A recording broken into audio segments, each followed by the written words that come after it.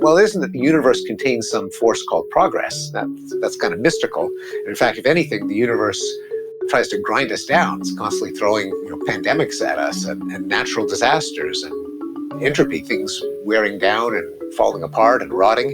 To the extent that life gets better, it's only because people have applied their ingenuity to try to make it better. We've invented antibiotics and vaccines and intergovernmental organizations and liberal democracies.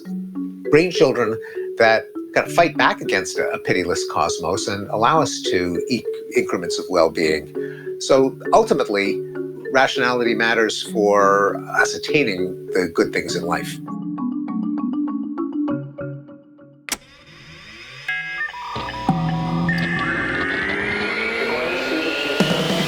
Hi, everyone. Welcome to Behind the Tech. I'm your host, Kevin Scott, Chief Technology Officer for Microsoft. In this podcast, we're going to get behind the tech. We'll talk with some of the people who've made our modern tech world possible and understand what motivated them to create what they did. So join me to maybe learn a little bit about the history of computing and get a few behind-the-scenes insights into what's happening today. Stick around.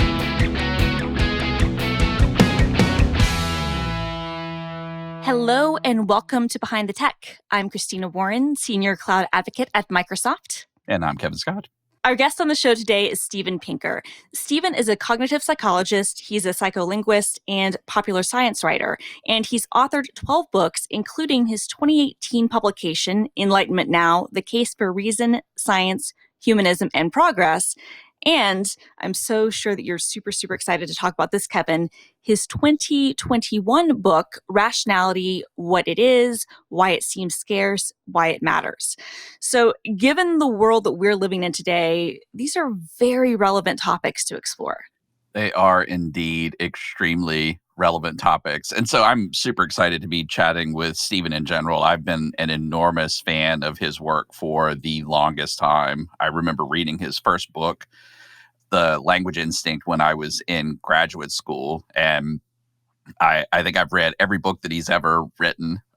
They've had enormous influences on me because, hopefully what we'll see in this conversation is he writes books that explain really complicated things to very wide audiences of people, but also in a way that gives them a toolkit for dealing with, thinking about, navigating the complicated things themselves. So it isn't just hey, let me explain this, you read it, done, walk away. Like, you walk away with tools that you can then use in your daily life. And let me tell you, we all need some tools for helping us deal with the balance between rationality and irrationality right now in 2021.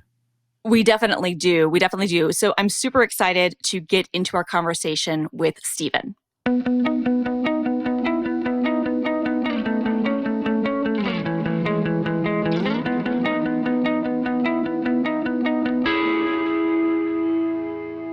Our guest today is Steven Pinker. Steven is a psychologist and the Johnstone Professor of Psychology at Harvard. His research focuses on visual cognition, psycholinguistics, and social relations. He's an elected member of the National Academy of Sciences, a 2-time Pulitzer Prize finalist, and a recipient of 9 honorary doctorates. He's a frequent contributor to the New York Times and The Guardian and has authored 12 books, including his latest, published this September, Rationality, What It Is, Why It Seems Scarce, and Why It Matters. Welcome to the show, Steven. Thank you. So we always start these conversations by digging a little bit into folks' background, and you have such a distinguished career. I'm interested what your childhood was like and when it was that you knew that you were interested in science and a career in science. I grew up in Montreal. I'm a baby boomer, born at the peak of the baby boom in 1954. I was part of the Jewish minority within the English minority within the French minority of Canada, so 3 times a minority, I suppose. I was always curious, a voracious reader, always interested in science, but I developed, in particular, an interest in human nature, partly because when the 60s happened, and I was too young to be a direct participant in the campus unrest, but it was very much in the air, and there were older brothers and sisters who were part of the campus protests. And there are all kinds of ideas in the air. Everything was up for grabs. How should we organize society?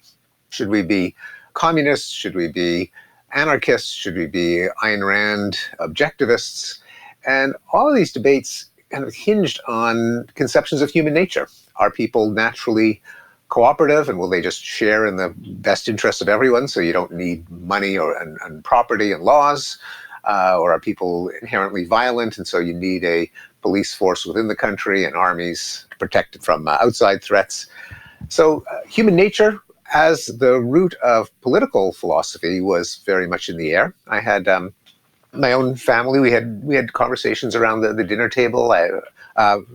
Friends and classmates were constantly in debate and argument. When I got into college, I wanted to study some aspect of human nature. I sampled the various disciplines: sociology, the humanities, philosophy, biology. But psychology seemed to have kind of was at the sweet spot of raising profound questions about what makes us tick, but also offering some prospect of answering them with experimentation and data. And I was particularly excited by the cognitive revolution. Again, I was a little bit out of sync with the times. It had happened before I got to college, but still a bit ongoing, and that is the replacement of the behaviorism that had dominated psychology in the middle decades of the 20th century, that had made mental contents almost taboo. It was considered, under the behaviorist regime, it was considered unscientific to talk about memories, plans, rules, images, beliefs, desires. If you were going to be a scientist, you could only study things that can be measured, and that meant stimuli that impinged on an organism and the organism's responses. Well, that was kind of overturned in part by the rise of computer science and the realization that here we have completely non-mystical, understandable devices, computers, and they had plans and programs and memories and feedback loops and mechanisms that allowed them to be intelligent. Maybe that offered a set of conceptual tools where you could study the workings of the human mind scientifically. So that was my intellectual odyssey. I majored in cognitive psychology, went on to graduate school in cognitive psychology, and that has been the field I've identified with ever since.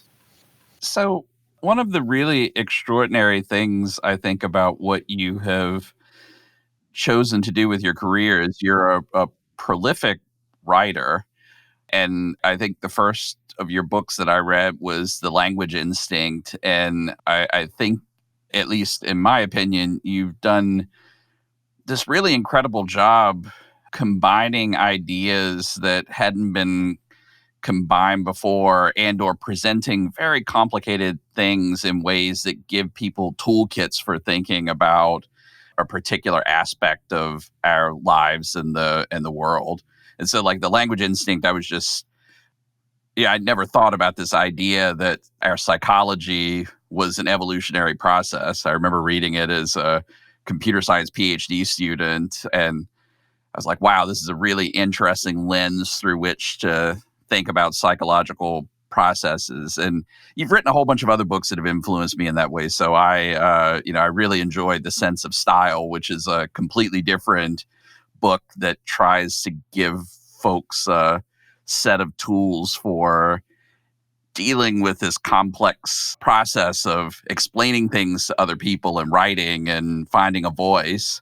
And I think maybe with this new book that you've written, like, it might be the most needed book I've seen in a very long while, because not only does it go into this notion of, what rationality and irrationality are and like why we should want it, but it gives a very, what feels to me like a comprehensive set of tools that we can use for dealing with all of these irrationality traps that we're faced with right now. So, I mean, just as a meta thing, how did you decide that you wanted to spend so much of your time writing these books? And like, how did you find your, your sort of voice and your approach to writing?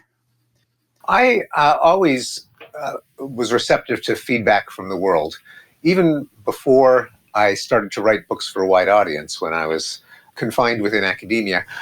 And I had multiple lines of research going. I studied mental imagery and visual attention and shape recognition. At the same time, I studied how children acquire their first language and psycholinguistics. And I just got a sense from the invitations that I got, the correspondence that I got, the reception of audiences, what did people find interesting? And where did I feel I was making a contribution? That is, doing something that other people were not. And that was one of the reasons why I gradually edged away from visual cognition, just because there were many brilliant people in the field who were doing it better than I was. But whatever I was saying in trying to make sense of how kids learn to speak, people seem to find that interesting. I mean, I kept getting invitations for that, and I realized that that's where I had to devote my time. And while I was writing about language, with a focus on how children learn their mother tongue, but you can't do that unless you have some idea of what a mother tongue is. And so language development in children was intimately tied, even though it's a branch of psychology, it was tied to linguistics, because that's tells you what it is they're acquiring. And you can't explain how kids learn something unless you know what it is they're trying to learn. And I sensed from people's curiosity about language, when I would be in a taxi or in a bar and someone would say, well, what do you do for a living? I'd say I'd study language and how children acquire it. And they'd always say, oh, wow, that's really interesting. And they'd have a question, why are there so many languages? Who gets to decide what's correct and incorrect grammar? How did language evolve? That I realized there was a need, or at least a market, let me say, for the best explanation for the state of the art in understanding language from a scientific point of view. So I wrote The Language Instinct, and it had chapters on language in the brain, evolution of language, diversity of languages, correct grammar, kids, real-time speech processing, and then it got to my surprise, because most academics, when they cross over to a wide audience, their book just goes into the stores for 6 weeks and then it vanishes forever. This one seemed to have an audience, and one thing led to another. So after having written a book that tried to tie together all the different aspects of language as a biological adaptation, an idea that I admit stealing from Charles Darwin, the natural question was, well, what are the other human instincts, if language is one of them? And that led to How the Mind Works, which was an exploration of everything else in the human mind: vision, memory, reasoning, concepts and categories, emotions, social relationships, humor, music. And each one, I mean, having started out as a psychology major and being a cognitive psychologist, a lot of the topics were natural things to explain, particularly the chapter on vision.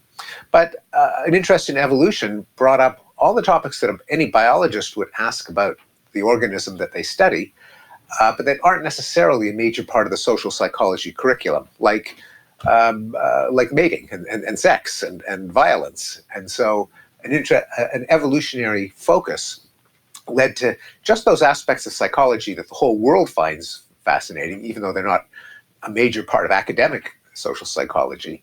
And parts of How the Mind Works were on all of these kind of lurid aspects of human motivation and behavior. Yeah, it's super interesting. I'm a little bit curious. This may be a diversion from maybe the more important conversation that we should have today. But when you wrote The Language Instinct, it wasn't a foregone conclusion that it was going to be this success that it was. And having spent a little bit of time in academia myself, I've at least in my part of academia, the academy doesn't necessarily value writing popular science books. So did you get a bunch of pressure from your peers that this was not a good use of your time? I didn't. I wrote the book while I was at MIT, and they were perfectly happy with it. They, in fact, they would trot me out at alumni dinners and fundraising occasions as kind of the evening entertainment. It brought a lot of attention to the field, to the university, so they were just fine with it. Now, I was warned about the Sagan syndrome, referring to Carl Sagan, the charismatic astronomer who hosted the TV series Cosmos and appeared often on the Late Show with Johnny Carson, the Tonight Show. I'm sorry, with Johnny Carson.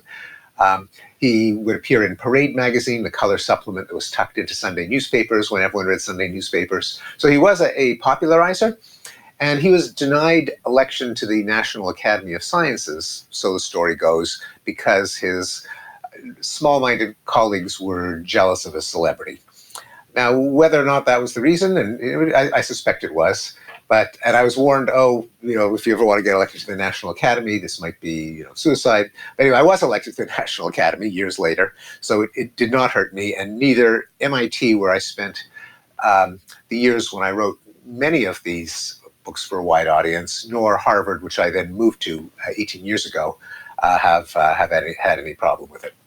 Yeah, which is a really great thing, because I think one of the things that I'm often disappointed with is you have such a capable community of scientists and technologists who are working on the frontier of human knowledge and capability. And I don't think we spend enough time trying to explain the very complicated things that we do to a wide audience. And I think that's one of the things that you've just done incredibly well. And we should all be grateful that you have spent as much time as you have writing these things, because you could have had a perfectly reasonable and extremely distinguished career never having written any of these books. Yeah, I do feel that someone in our research communities should bear the responsibility of explaining what we do to the people who pay for it, the taxpayers, the intellectually curious people, and it is fascinating. Who isn't interested in how the mind works or in how language works? And so traditionally, it's been journalists who will dip into a subject and explain it to a wide audience. And many journalists are brilliant people, deep thinkers, gifted apprentices, and they can master a field. But I think there is a role for people who are actually immersed in the field, who actually do some of the research, who attend the conferences, know the gossip, know the questions that are asked, to try to put it together for a wide audience. Now, that does mean unlearning a lot of academic habits, not just writing defensively, like writing, hedging and fuzzing everything up so that, God forbid, no one can ever show you wrong about anything. And that's one of the big sins of academic writing, is that it is so defensive. People, the main, I even, in my book on writing, The Sense of Style, yes, I note that the first thing you got to do in writing anything is to have a model of the writing process. What are your goals? How do you imagine your audience? What is the kind of fake conversational scenario that you're trying to simulate when people are scanning a printed page? And for academics, and I got this from a wonderful book by Mark Turner and Francine Noël Thomas called Clear and Simple is the Truth. They note that the model that academics write is it is a defense against any possible accusation or insinuation that they're naive about the methods and mores of their field. And that's how academics write. It's don't think that I'm naive. Don't think that I'm unaware of the possible criticisms and flaws and loopholes and exceptions.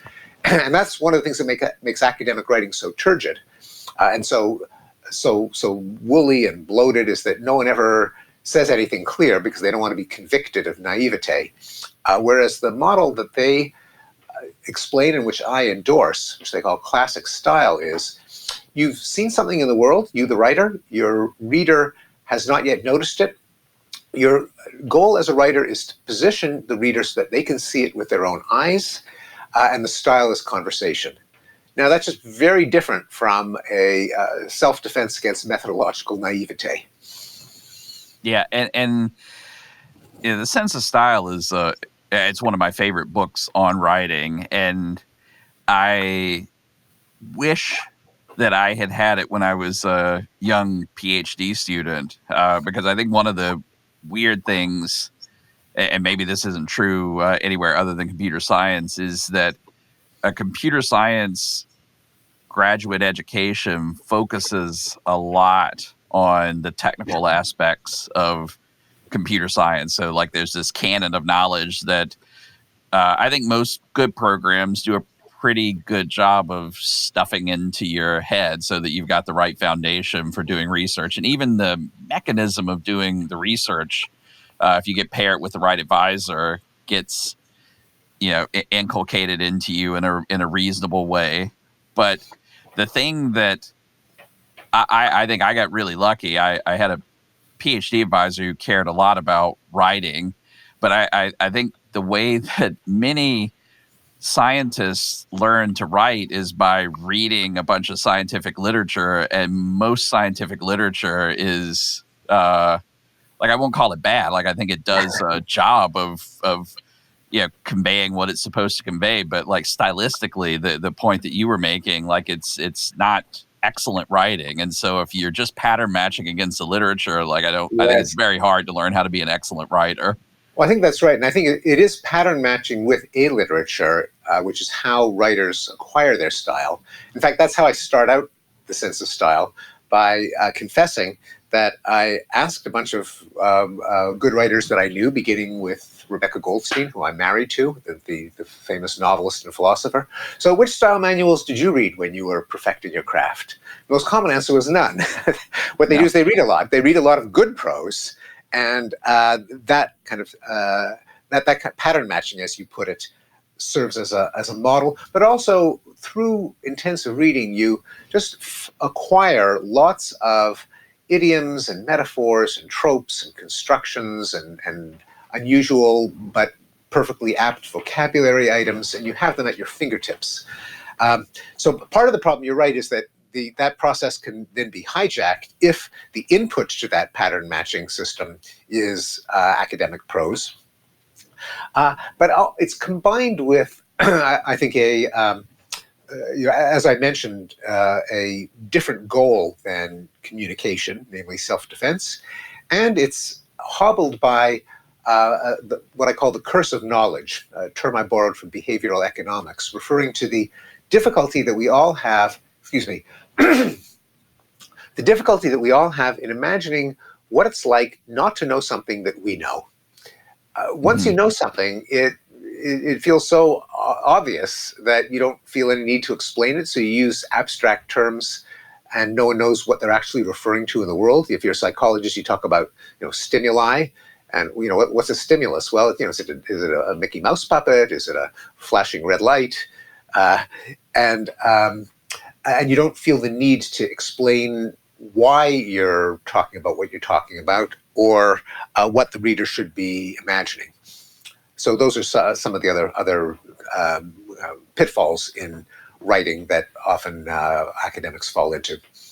Yeah, it's one of the things that I tell my 13-year-old daughter, who is a voracious reader and who enjoys to write, is as she's reading, I tell her to pay attention not to just what is being said, but how it's being said, and to get opinions on both of those things. And I think I've just, as she's more closely paid attention to the style of writing in the books that she most enjoys, she has become a better writer herself. So I think that, the thing that you're saying about choosing what prose and what literature you're reading, and modeling some of your style on that is seems to me good advice.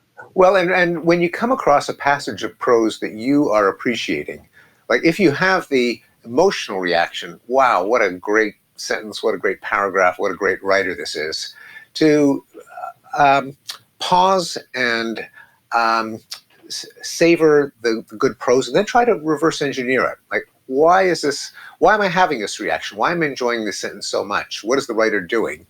And I think good apprentice writers do that unconsciously, together with the pattern matching, just what the style manuals call the writerly ear. Of course, it's not the ear, it's the brain, but it is this accumulation of patterns. But I think it also has to be a more active process of thinking, what is the writer doing, and why does this pattern resonate so well? And I do remember many episodes of doing that, where I just thought, wow, this writer, wow, she really knows what she's doing, and how does she get away with it? What's the trick?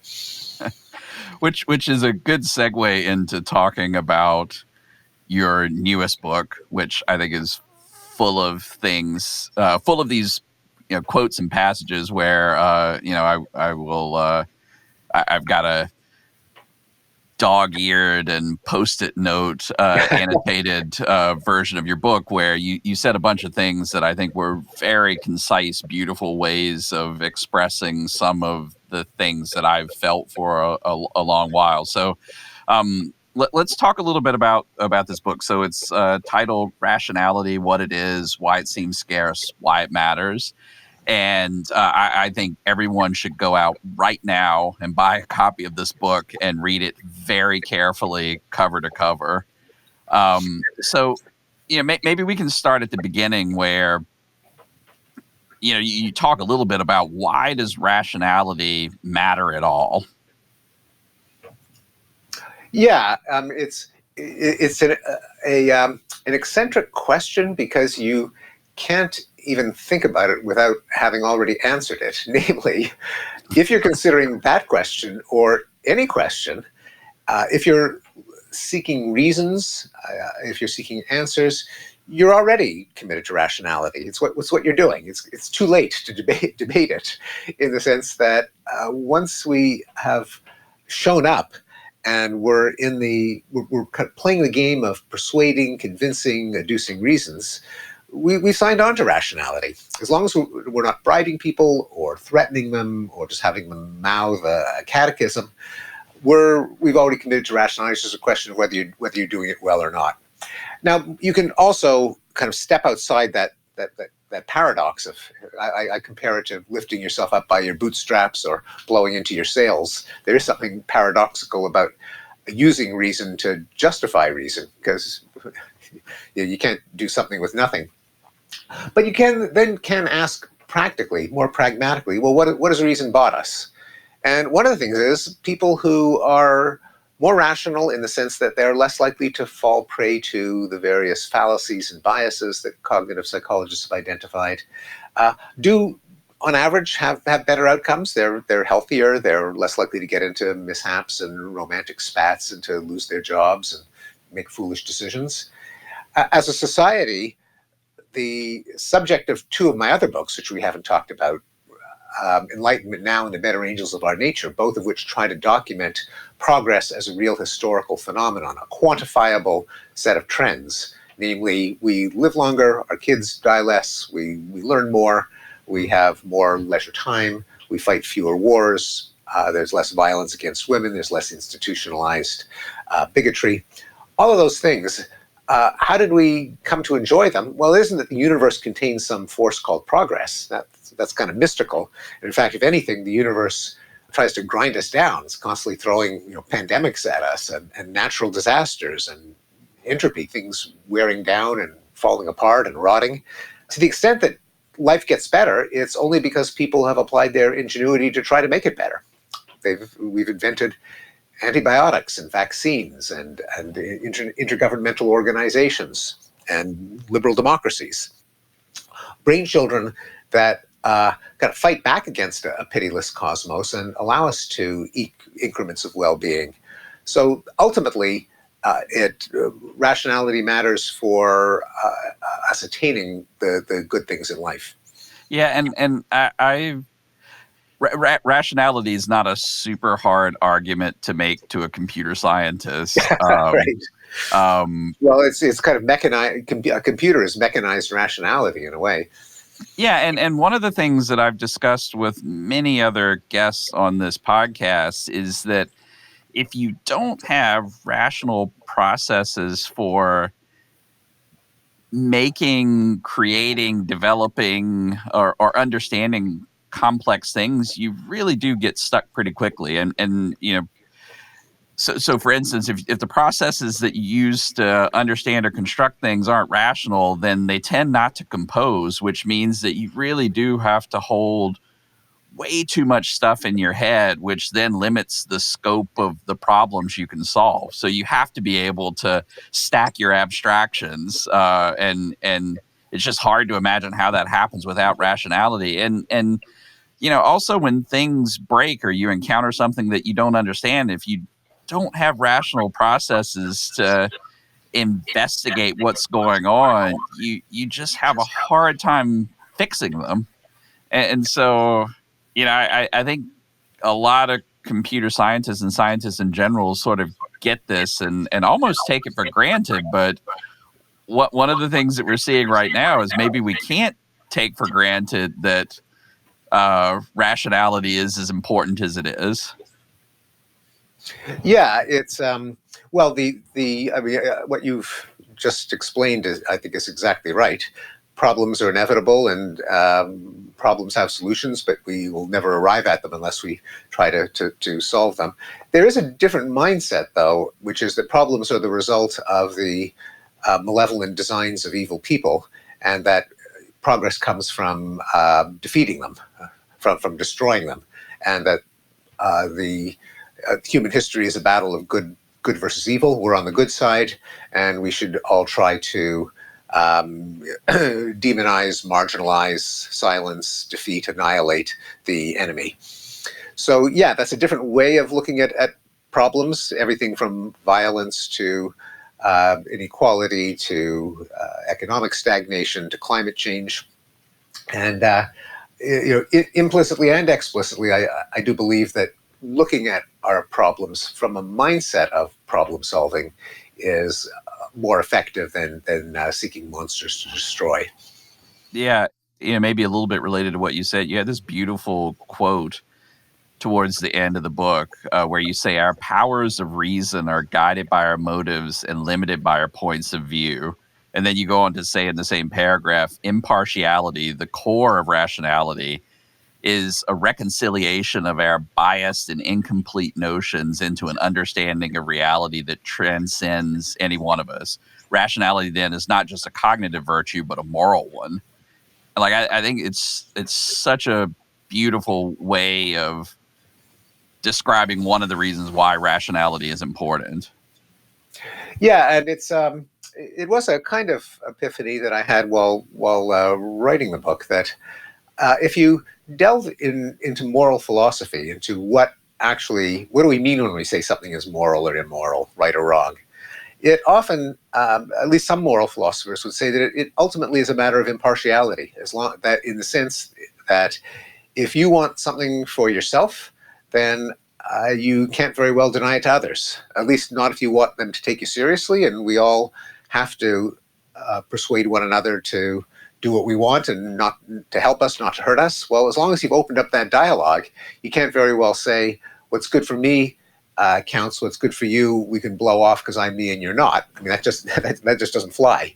You've got to say that what's sauce for the goose. You've got to endorse the golden rule, the categorical imperative, the choosing your position from behind a veil of ignorance. All of these conceptions of morality ultimately hinge on impartiality or objectivity. Namely, you can't rig the game to favor yourself. You've got everyone's got to go. All lives are equal.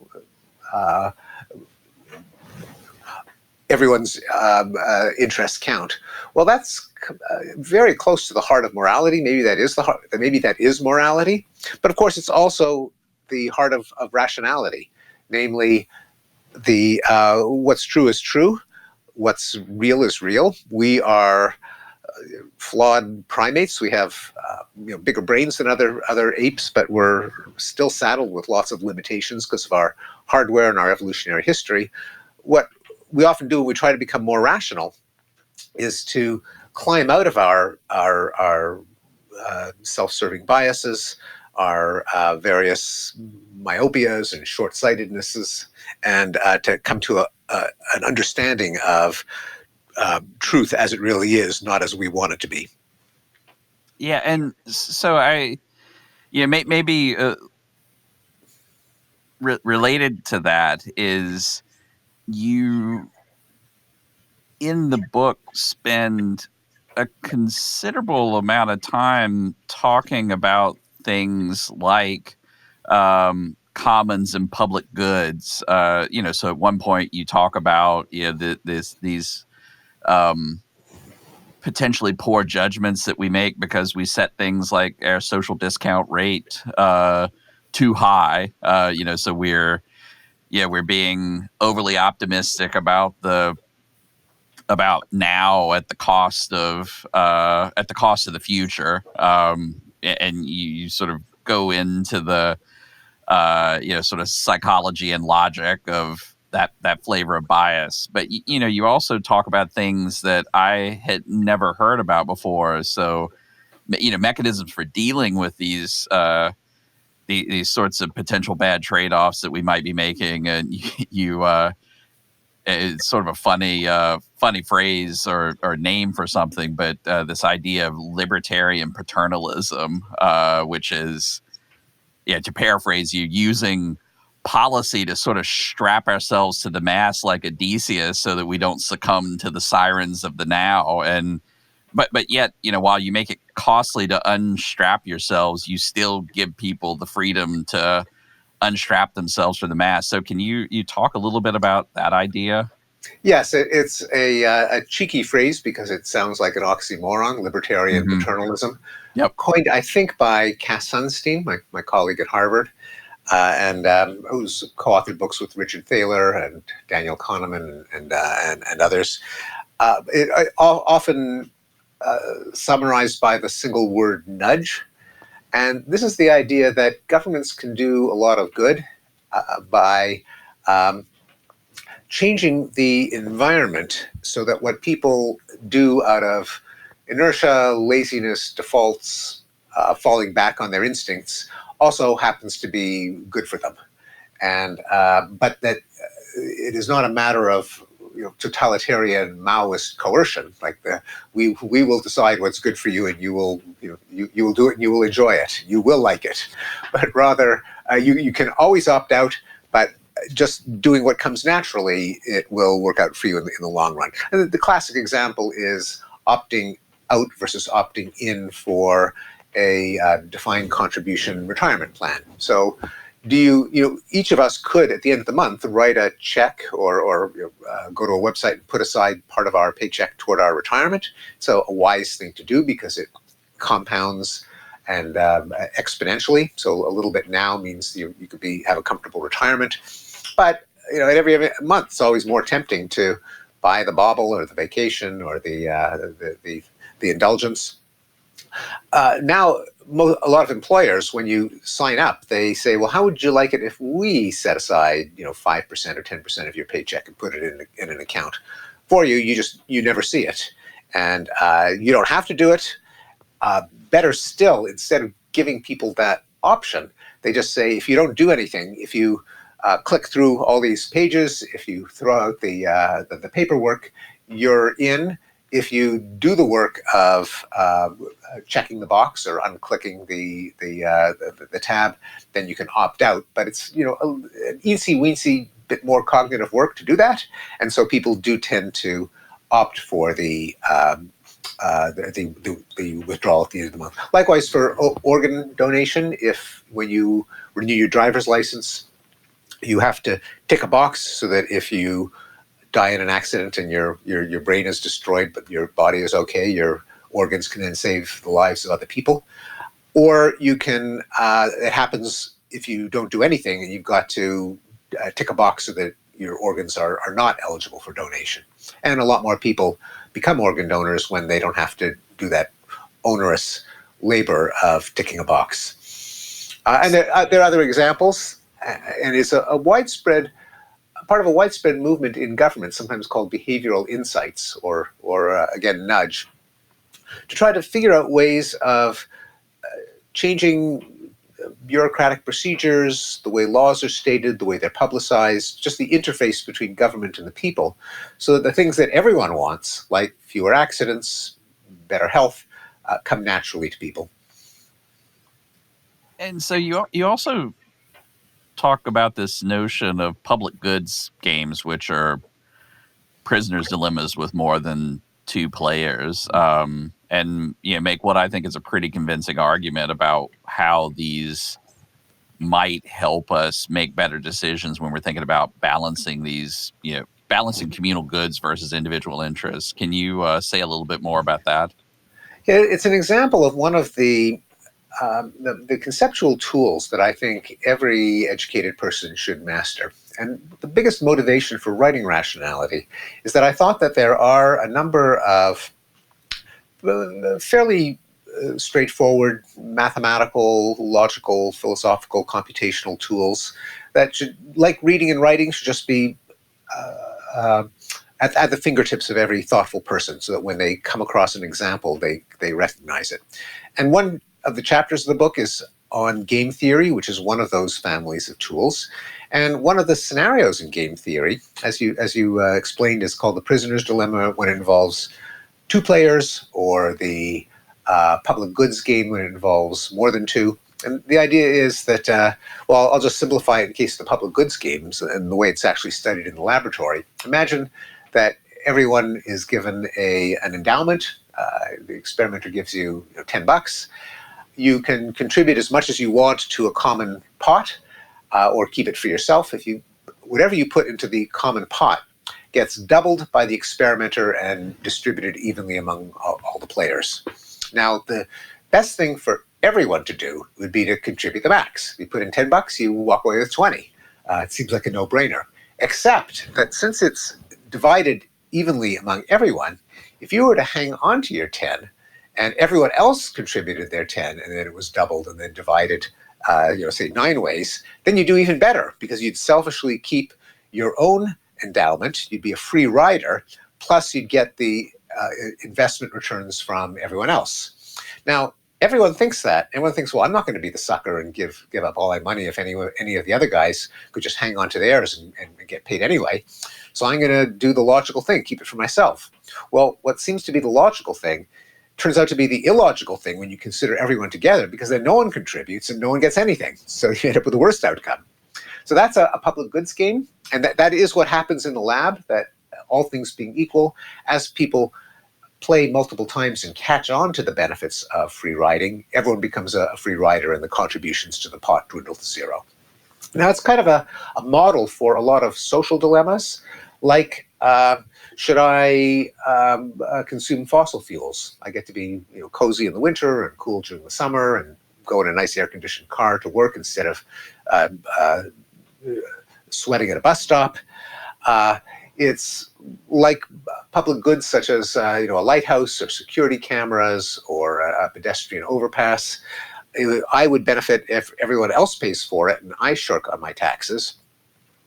But then if everyone had that freedom, the overpass would never be built, or the lighthouse would never be built. So it occurs over and over again. The most famous example, or at least most famous parable, might be the tragedy of the commons, where every shepherd brings his sheep to graze on the town commons, because he ends up better off with a fatter sheep. But if everyone does it, they could denude the commons faster than the grass can grow back, and then everyone's sheep starves. So it's a whole, and everyone has an incentive to pull out the maximum number of fish, but if all the fishers do it, then the fishery collapses, et cetera, et cetera, et cetera. So it's a general dilemma of social life. Maybe it's the dilemma of social life.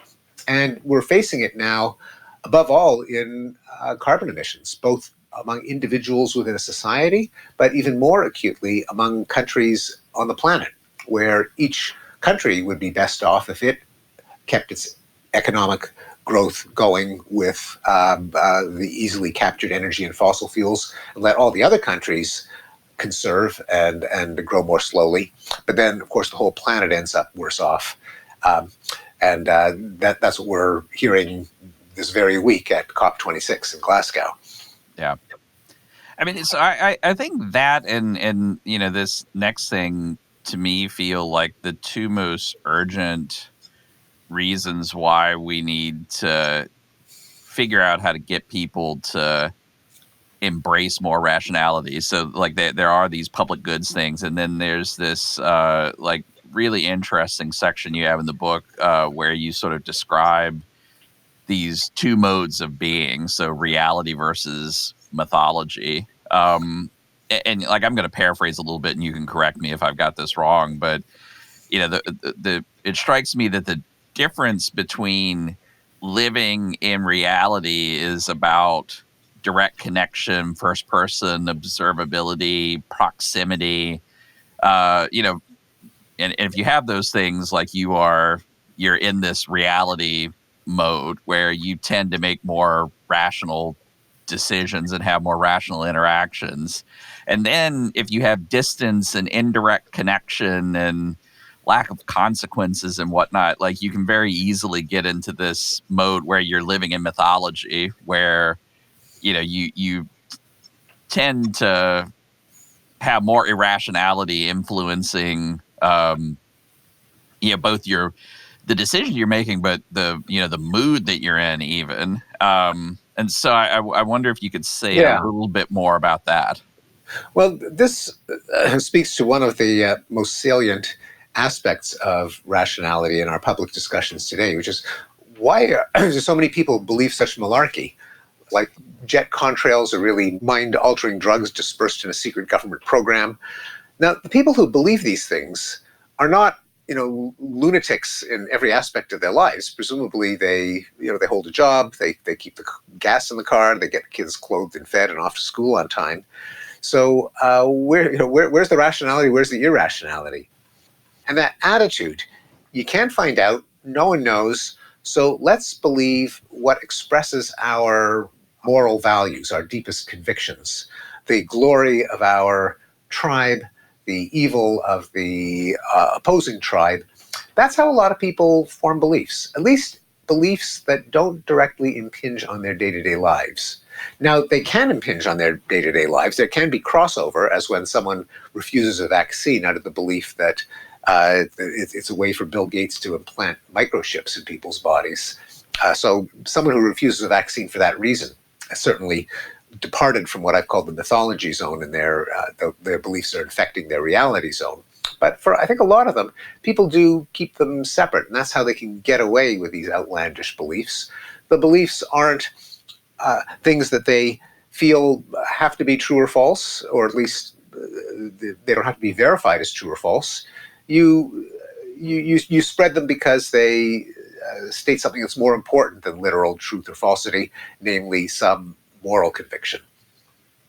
And what do you think we can do to get people to operate more in that reality zone? And like, I guess as a technologist, one of the things that I worry about is whether or not technology is allowing people to operate more in this mythology zone than the reality zone than they otherwise would if there were no technology. Yeah, technology, as the user experiences it, is a kind of a form of magic, more and more so. It's a vital question. It's not an easy one to answer, because it does go against the grain of the part of human nature that has beliefs as identity expressions rather than verifiable factual claims. It's really the scientific revolution and the Enlightenment that instilled in us this rather unnatural conviction that all of our beliefs should be held because they're true or false. I mean, because they're true. That's not a natural way of thinking, but mainly because until the scientific revolution, you couldn't find out. I mean, who knows? Who could possibly have an informed opinion as to how the universe began, or what was the cause of fortune and misfortune, or what really goes on in palaces and halls of power behind closed doors, before there were, say, recordings and archives and historians, before there was science and cosmology and government records. Because you literally couldn't find out for most of our evolutionary, indeed our recorded history, then belief that just affirmed your identity was the best belief you could have anyway. The only belief you could have anyway. So now we have the benefit of science, of government record keeping, of historical research, of sourced journalism. And the challenge is how to get people to realize that that's really a better way of holding beliefs than than what makes you feel good about your side. And partly it's that each one of these institutions has to constantly reestablish its own credibility by showing its methods, showing its work, confessing to mistakes, making it clear that journalism, at least when it's done right, is not just a bunch of guys saying something, but they have to surrender to the demands of editors and fact checkers, and they have to have sources for what they write. And when they make an error, they correct it, and it humiliates the writer who wrote it, but they do it anyway because the greater good is preserving the reputation for credibility of the institution, namely the newspaper. And the same with science and with government agencies. Now, that often doesn't happen, partly because institutions tend to get captured by political tribes of their own. So universities have drifted and indeed almost captured as a branch of left-wing politics, to the detriment of the credibility of science in universities. And to maintain a reputation for objectivity and accuracy, and to the extent that they can, to explain the methods, like why are we recommending masks or vaccines or fastening your seatbelt or installing a smoke detector. I think there should be more of an effort on the part of various officials, whether it's corporations or governments or academia or journalism, to explain the basis behind their pronouncements. I myself, in writing Enlightenment Now, was rather stunned to see graphs showing deaths from car crashes, deaths from fires, deaths from drownings, all going down by a lot over the decades, occupational deaths. And the part of me that always bristled at safetyism, at all these annoying rules and regulations and safety interlocks, well, I kind of had second thoughts like, hey, these really save lives. They're not just government bureaucrats, but no one is aware of these data that you literally are much safer against getting killed in a car crash or getting electrocuted or drowning or dying in a fire than you were 30, 50, 100 years ago, thanks to all of these safety innovations. Now, if we'd known that they actually work, I think we'd be less resistant to them, and so on for a number of other regulations and impositions in our lives. Yeah, one of the fascinating things to me with Enlightenment Now, which is another fantastic book that everyone should go read, is that some of the criticism levied against it felt like there were a cohort of extremely well-meaning people who would like some of these processes that you are describing, like vehicle-related mortality. They ultimately wanted to be zero, and that they maybe were feeling a little bit threatened by the amount of progress that we had made so far, that if we acknowledge the progress, then we will suddenly not have urgency to continue making progress. And I see some of that. I see that a lot, actually. And so I wonder if like you perceive some of the criticism the same way, and like how you've thought about addressing it. Yeah, it is a kind of pushback that I get all the time. Not so much with, say, car safety or swimming pool drownings, but when it comes to war, extreme poverty, racism, violence against women, all of which have shown progress, which, strangely enough, progressives feel threatened by. It has to be that the world has never been worse than it is now, often because of the fear that if you say that things have gotten better, people will be complacent. Oh, the problem's solved, it's perfect, let's not worry about it anymore. Now, I think it's the exact opposite. For one thing, we shouldn't make the blunder in arithmetic of confusing the claim that something has declined to the claim that it's zero. And I get that all the time. It's not like higher mathematics that if fewer people get killed in war now than they did 10 years ago, that's not the same thing as saying that no one gets killed in war. But people do that kind of autocorrect. And the far from lulling us into complacency, for me, it's the ultimate proof that activism and problem solving and reform work. Namely, they're not just feel-good, bleeding heart causes. they actually succeed. We got the happiness, the health, the income of African Americans really has gotten better since the early 60s. It doesn't mean that there aren't still gaps that we ought to rectify, but the trying to alleviate the problems can actually work. The fact that poverty, when it's measured in after government transfers and taxes, has gone down, is an argument for more policies that try to nibble away at poverty. Likewise for air pollution, likewise for war and crime and so on. I think it's ironic that it's often progressives who seem to hate the idea that progress has happened. For me, it's the ultimate vindication of a true progressive ideology. Namely, we don't have to settle for what we have because our ancestors didn't, and things got better. So let's try for more.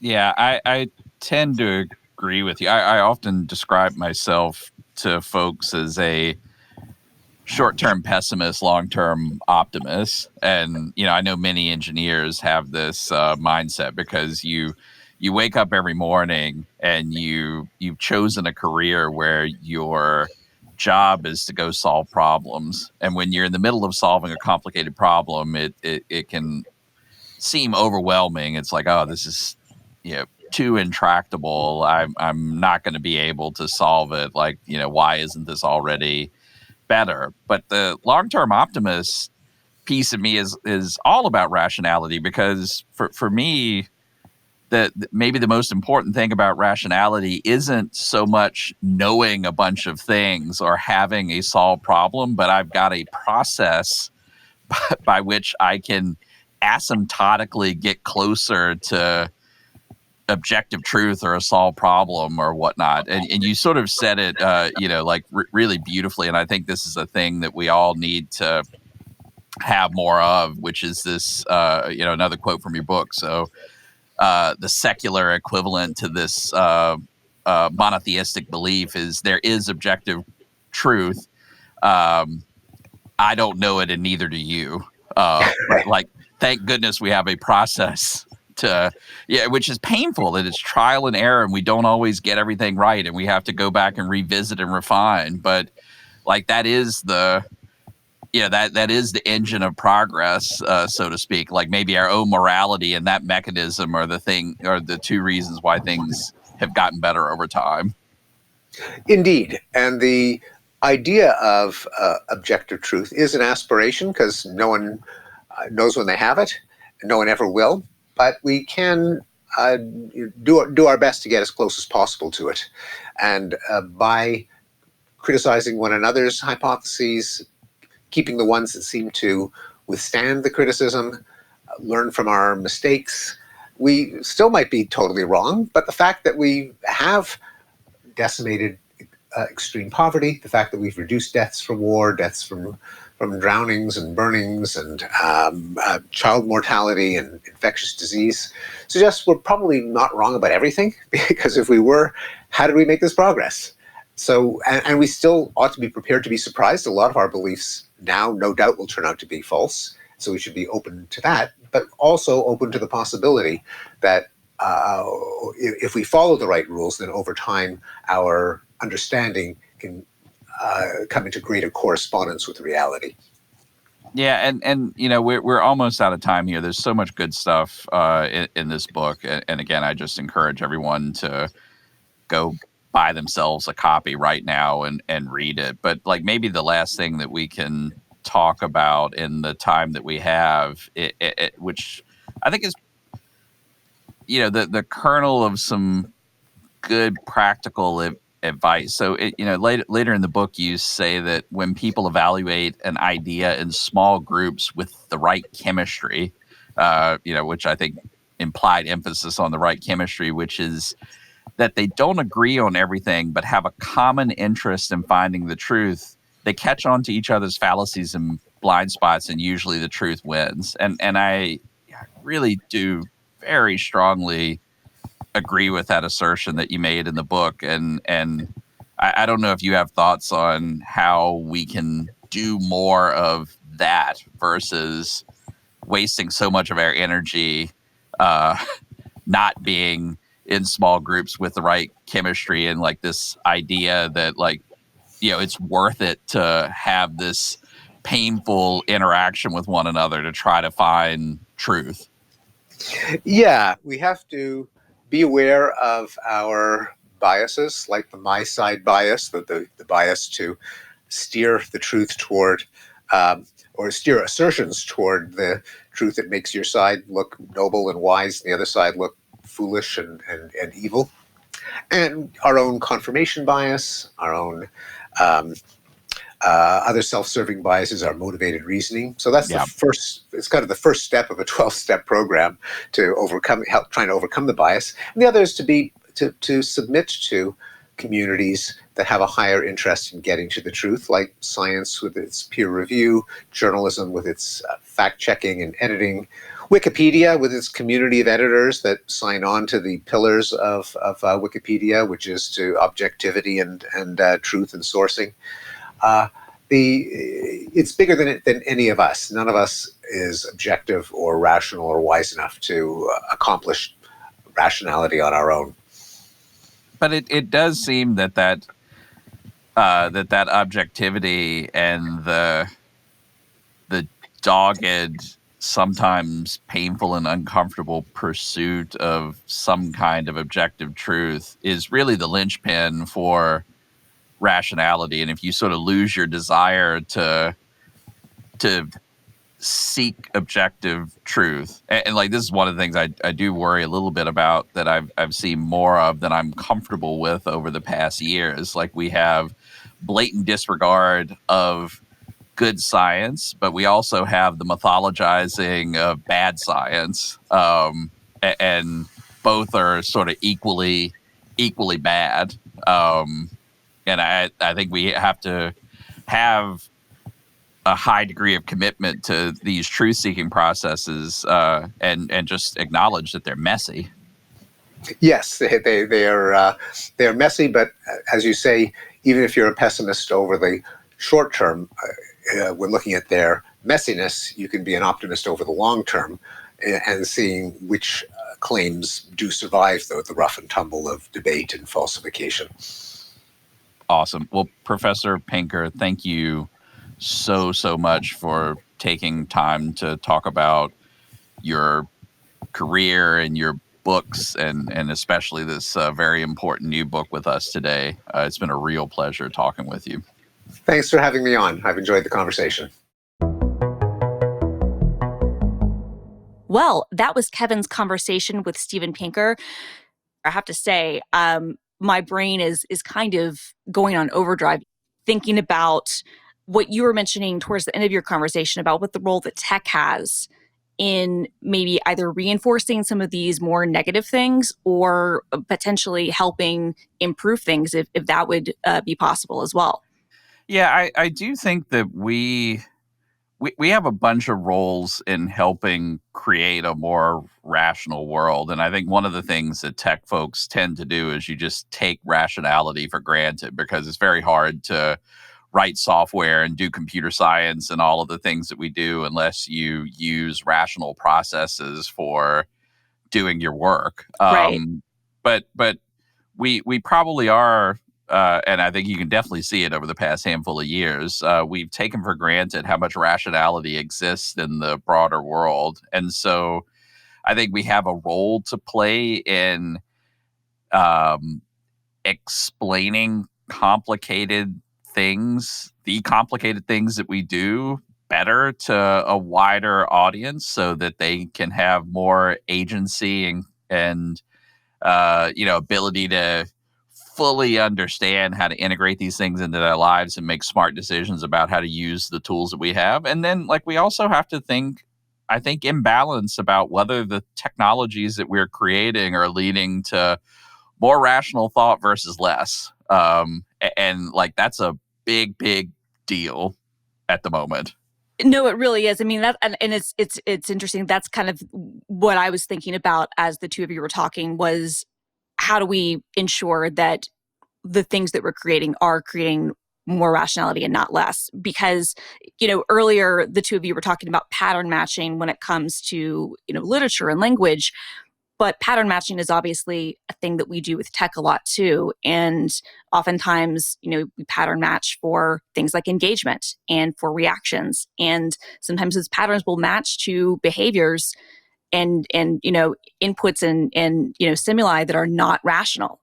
So I think it does bring up a lot of questions about what role tech can play in, as you said, both encouraging people to be more aware and maybe have more of an understanding about what the tech does. But I think it's also something that technologists need to think about in terms of what is their role in creating these systems and what is it reinforcing.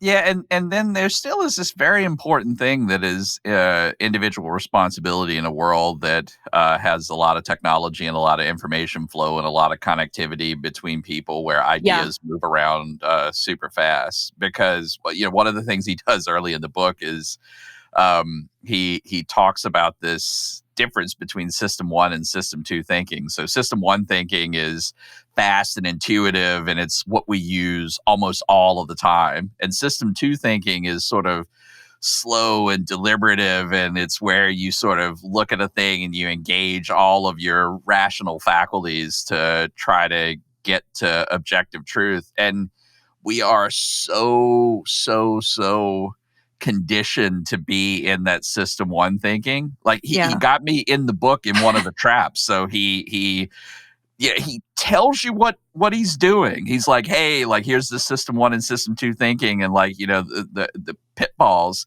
And then he asks us, I think 3 chapters later, as readers, to think about these 3 questions, and they're tricks. And like he's told you. He's hinted heavily to you that they're trick questions that he's about to ask. I read the first one and I'm tricked. and I've spent years trying to build up my rationality toolkit. Like for God's sakes, I have graduate degrees in computer science and mathematics. Like I've spent years trying to, and still I'm tricked. And so it is unsurprising that as innate as that system 1 intuitive system is, that like we're having a hard time with with propagation of misinformation, for instance. And like the thing that we all, I think, have to commit ourselves to doing is just slowing down a little bit and thinking just a little bit more deeply. It's like you read a thing, like, why do I believe that this thing is true? Right. Like, why, what is the evidence here that this is a thing that I should trust? No, I think you're exactly right. I think that that's something we can all take from this, slow it down, start to think about things. And I'm definitely excited to read this book. The conversation was great. Once again, Stephen's book is called Rationality: What It Is, Why It Scares, Why It Matters. So definitely check that out. But that does it for our show today. Thank you again to Steven Pinker for his insights and optimism. And next time on the podcast, we are going to do our 2021 year in review. And once again, what a year it's been, right? Yeah. If you have anything that you would like to share with us, email us at behindthetech@microsoft.com. Thanks for listening. See you next time.